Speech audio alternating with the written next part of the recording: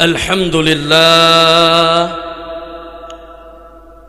لله الذي جعل رياض الجنة للسالكين طريقة أهل الوداد ونضر وجوه المتقين المخلصين من عباده. أشهد أن لا إله إلا الله وحده لا شريك له، وأشهد أن سيدنا ونبينا محمدا عبده ورسوله.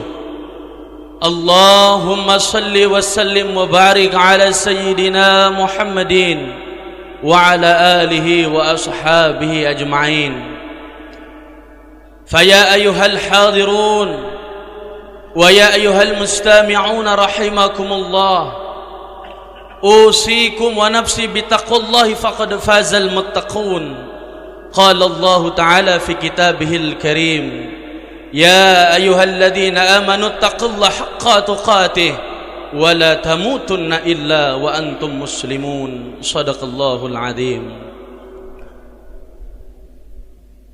معاشر المسلمين وزمرة المؤمنين رحمكم الله. Dalam Al-Quran, Allah subhanahu wa ta'ala memberikan pelajaran kepada kita. Wal 'ashr, demi masa. Innal insana lafi khusr, sesungguhnya manusia itu dalam keadaan merugi. Illal ladzina amanu wa 'amilus shalihat, kecuali orang-orang yang beriman dan beramal saleh.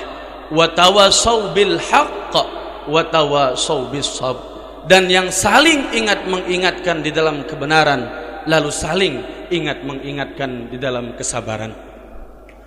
Oleh karena itu, kita semuanya sebagai seorang muslim, sebagai seorang mukmin, jangan pernah lelah, jangan pernah henti untuk saling ingat mengingatkan, apalagi untuk saling ingat mengingatkan di dalam takwa. Wa tazawwadu fa inna khairaz zadi taqwa. Tidak ada modal terbaik lain kita menghadap Allah subhanahu wa ta'ala nantinya, melainkan takwa kita kepada Allah subhanahu wa ta'ala, melainkan takwa kita kepada Allah subhanahu wa ta'ala. Takwa dalam arti menjalankan seluruh perintahnya dan menjauhi semua apa-apa yang telah dilarang olehnya.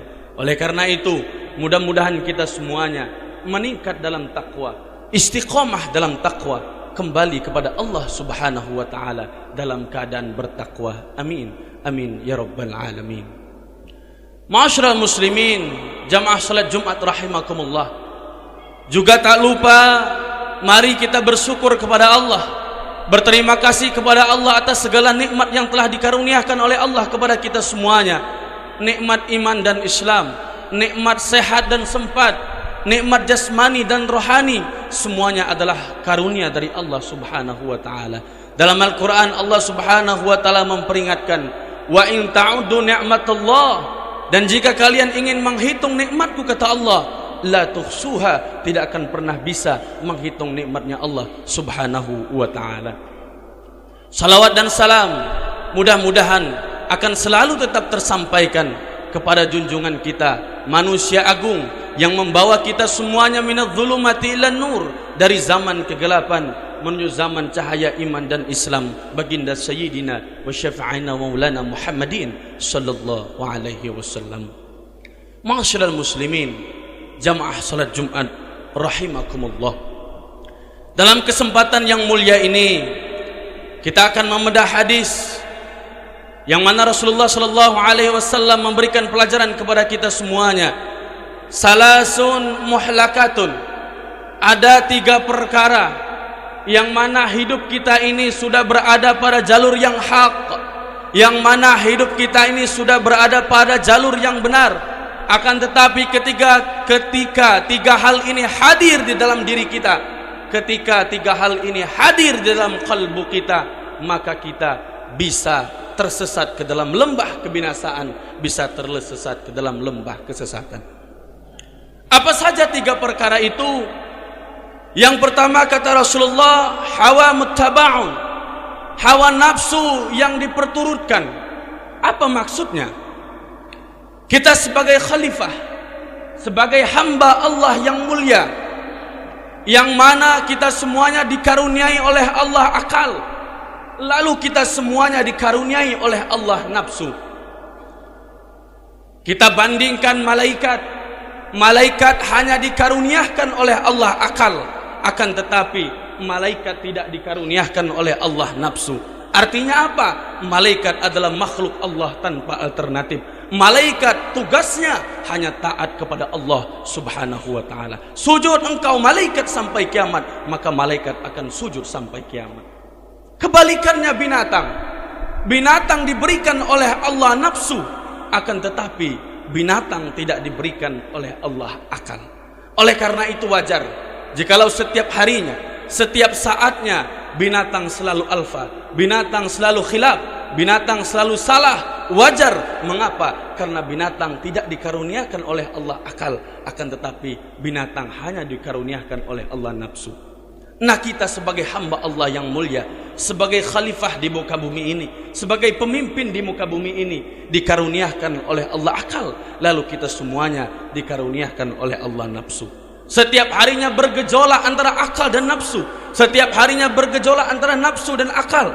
Jika akal kita yang menang, nafsu kita yang kalah, maka kita semuanya akan lebih mulia daripada malaikat. Kebalikannya, jika kita semuanya nafsu kita yang menang, akal kita yang kalah, maka kita semuanya akan lebih hina dina daripada binatang. Na'udzubillah, summa na'udzubillah min zalik. Oleh karena itu, apa maksud Rasulullah sallallahu alaihi wasallam hawa muttaba'un, yaitu nafsu yang dituruti. Kita semuanya dikaruniakan oleh Allah nafsu.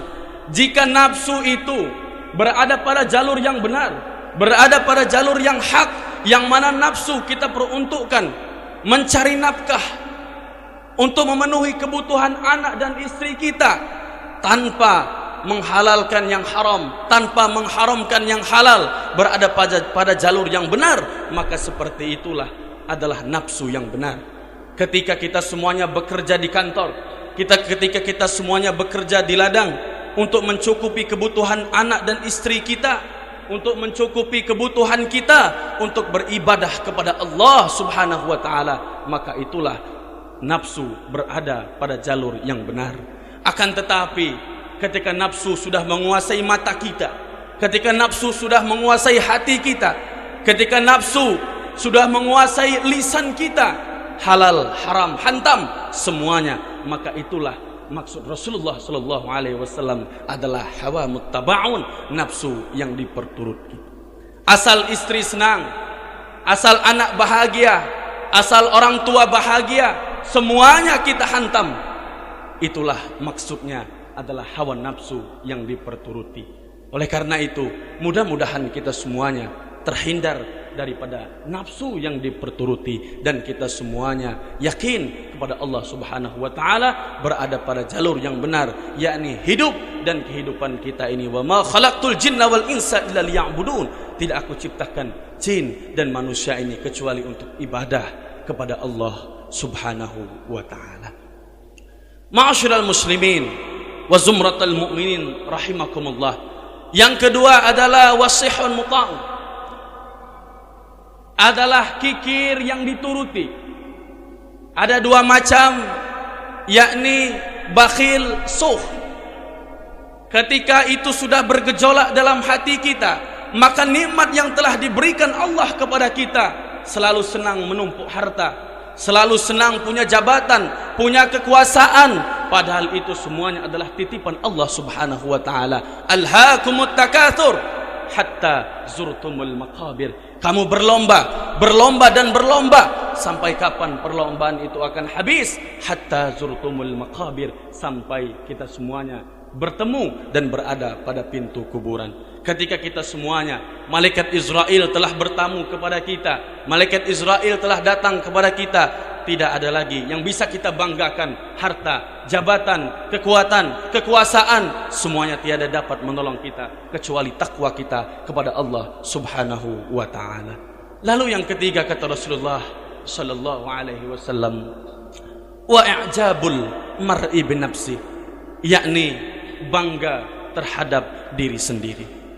Ma'asyiral muslimin, jamaah salat Jumat rahimakumullah, bangga adalah pintu pertama kesombongan dalam hati kita.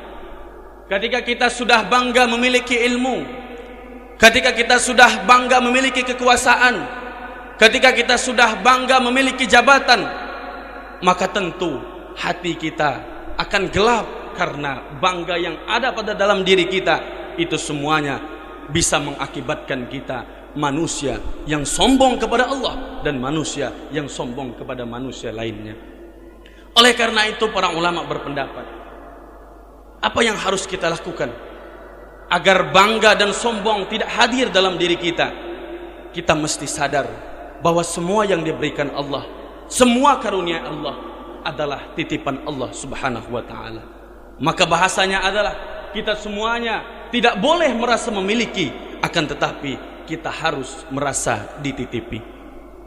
Ketika kita sadar bahwa kita merasa dititipi, maka titipan harus kita jaga. Allah titip kepada kita jabatan, jabatan itu kita jaga. Allah titip kepada kita anak, zuriat, keturunan, maka semuanya harus kita jaga. Allah titip kepada kita ilmu, ilmu harus kita jaga. Yang kedua, ketika kita sadar ini adalah titipan Allah, maka titipan harus menjadi wasilah, menjadi jalan untuk kita takwa kepada Allah Subhanahu wa taala. Ketika kita semuanya dititipi pangkat dan jabatan, maka tentu jabatan dan pangkat itu harus menjadi wasilah, menjadi jalan untuk menolong orang lain, untuk fastabiqul khairat, berlomba-lomba dalam kebaikan, dan nantinya akan diridhai oleh Allah Subhanahu wa taala. Ketika kita dititipi anak, zuriat, keturunan, maka tentu harus menjadi wasilah, menjadi jalan agar nanti kita bisa ditolong oleh anak dan keturunan kita.